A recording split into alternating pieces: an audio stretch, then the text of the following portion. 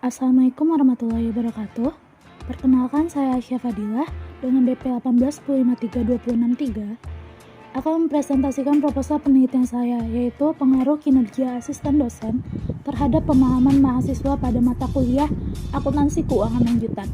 Studi kasus pada mahasiswa jurusan akuntansi Fakultas Ekonomi Universitas Andalas.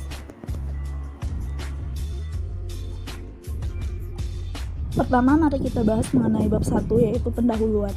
Yang pertama adalah latar belakang. Pertama, latar belakang penelitian ini terjadi karena virus COVID-19, di mana pembelajaran dialihkan menjadi pembelajaran daring. Yang kedua, pembelajaran daring ini memiliki kekurangan, yaitu salah satunya dalam untuk mata kuliah pemahaman dan hitung-hitungan serta laboratorium membutuhkan waktu yang lama untuk dipahami. Hal ini membuat tingkat pemahaman mahasiswa pada materi tersebut menjadi lebih rendah dan menimbulkan kesulitan dalam belajar. Untuk menangani masalah tersebut, telah dilakukan berbagai upaya seperti dengan penggunaan Zoom, konsultasi dengan dosen, dan adanya asistensi untuk membantu dalam pembelajaran mahasiswa. Asistensi ini biasanya dilakukan oleh asisten dosen yang bertugas membantu dosen pengampu mata kuliah tersebut agar tingkat pemahaman mahasiswa atas mata kuliah tersebut meningkat. Peneliti tertarik dengan asistensi yang telah dilaksanakan pada saat ini, sehingga peneliti ingin melakukan penelitian mengenai pengaruh kinerja asisten dosen terhadap tingkat pemahaman mahasiswa. Peneliti ingin mengetahui apakah penting adanya asisten dalam suatu mata kuliah dan bagaimana tingkat pemahaman mahasiswa dengan adanya asistensi tersebut. Peneliti ingin memastikan apakah hal ini memberikan dampak positif yang seimbang atau malah sebaliknya. Yang kedua adalah rumusan masalah. Berdasarkan latar belakang tersebut, maka dapat dirumuskan masalah yang akan diteliti, yaitu adalah pertama, apa itu asisten dosen dan apa tugasnya. Yang kedua, apakah asistensi itu diperlukan dalam suatu mata kuliah. Yang ketiga, bagaimana tingkat pemahaman mahasiswa dengan adanya asistensi dan tidak adanya asistensi. Yang keempat, apakah kinerja asisten dosen telah maksimal dalam membantu tingkat pemahaman mahasiswa. Yang ketiga, pembatasan masalah.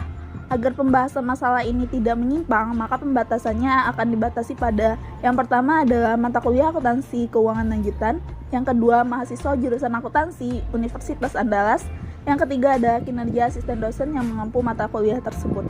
Keempat adalah tujuan penelitian. Penelitian ini bertujuan untuk pertama, menjelaskan apa itu asisten dosen dan apa tugasnya. Yang kedua, menentukan apakah asistensi diperlukan dalam suatu mata kuliah. Yang ketiga, mengetahui tingkat pemahaman mahasiswa dengan adanya asistensi dan tidak adanya asistensi. Yang keempat, mengetahui kinerja asisten dosen dalam membantu tingkat pemahaman mahasiswa. Yang kelima adalah manfaat penelitian. Pertama, penelitian ini diharapkan dapat membantu menjawab pertanyaan penulis dan menambah wawasan penulis, serta dapat dijadikan sebagai rujukan untuk penelitian sejenis. Yang kedua, penelitian ini diharapkan dapat untuk dijadikan pertimbangan dalam membuat keputusan ke depannya terkait dengan asistensi dan pemilihan asisten dosen. Selanjutnya adalah bab 2, yaitu ada tinjauan pustaka. Yang pertama adalah kajian pustaka. Asisten dosen adalah orang-orang yang diangkat sebagai tenaga pengajar untuk membantu tugas-tugas dosen yang akan mendapatkan bimbingan dosen tersebut lebih lanjut berdasarkan pada SOMIA tahun 2019. Seorang asisten dosen diharapkan dapat untuk membantu melakukan kegiatan belajar mengajar atau membantu melakukan layanan dasar bagi mahasiswa dengan memberikan informasi pelajaran yang diberikan oleh seorang dosen ketika dosen tersebut tidak hadir atau ada urusan lainnya, serta membantu mahasiswa dalam memahami materi yang telah diberikan oleh dosen berdasarkan pada Prasetyo tahun 2020. Seorang asisten dosen diharapkan untuk dapat membantu dosen dan membantu mahasiswa serta sebagai penghubung di antara keduanya. Secara garis besar, tugas asisten dosen adalah untuk membantu dosen dalam menjalankan perkuliahan dengan membahas pengelolaan perkuliahan, menggantikan dosen ketika sedang berhalangan, dan membantu mahasiswa dengan memberikan layanan dasar seperti asistensi dan konsultasi belajar. Kinerja dosen itu berbeda-beda berdasarkan pada orang yang mengampunya. Ada yang menjalankan tugas dengan baik, ada yang hanya sekedarnya atau hanya mengerjakannya dengan asal-asalan. Oleh karena itu, diperlukan kriteria khusus dan evaluasi dalam pemilihan asisten dosen. Agar asisten dosen yang terpilih nantinya dapat bekerja dengan baik. Asisten dosen diharapkan memiliki hubungan yang baik dengan mahasiswa agar mahasiswa bisa lebih nyaman dan dapat meningkatkan hubungan yang harmonis dengan mahasiswa. Tetapi pada saat ini sering terjadi mahasiswa yang tidak nyaman dengan asisten dosen atas beberapa alasan, seperti dosen yang lebih tua, bahasa yang digunakan terlalu baku, dan semacamnya.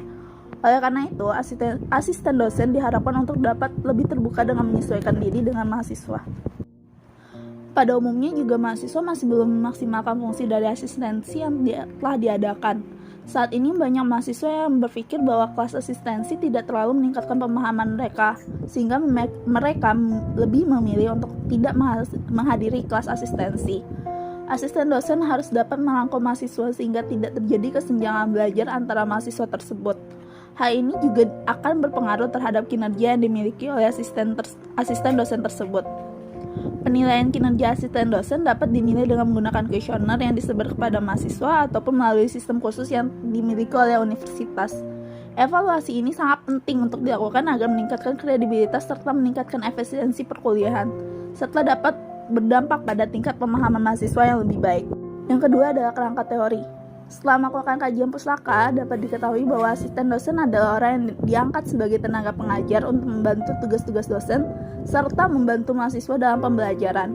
Kinerja asisten dosen tergantung pada motivasinya dalam menjadi asisten dosen. Tingkat pemahaman mahasiswa tergantung pada motivasi belajarnya masing-masing, serta kenyamanan dengan metode pembelajaran dosen dan asisten dosen. Evaluasi kinerja asisten dosen sangat perlu untuk dilakukan untuk meningkatkan kredibilitas dan efisiensi pembelajarannya.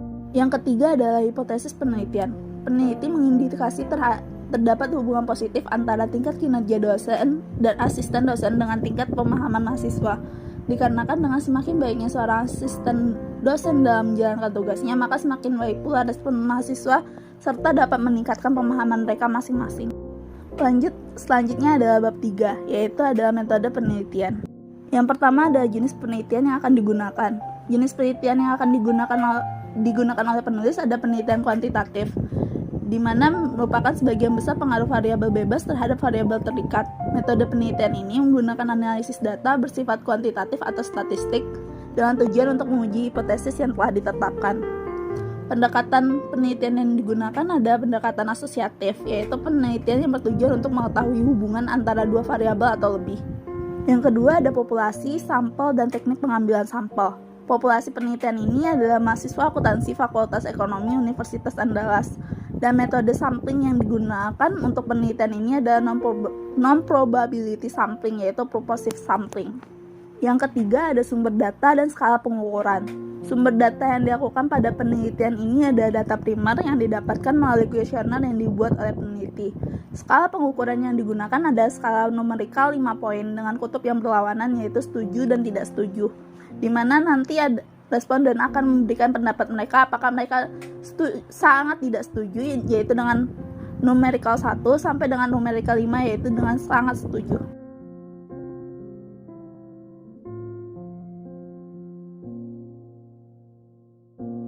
Terima kasih atas perhatiannya, terlebih terkurang mohon dimaafkan. Wabillahi taufiq wal hidayah. Wassalamualaikum warahmatullahi wabarakatuh.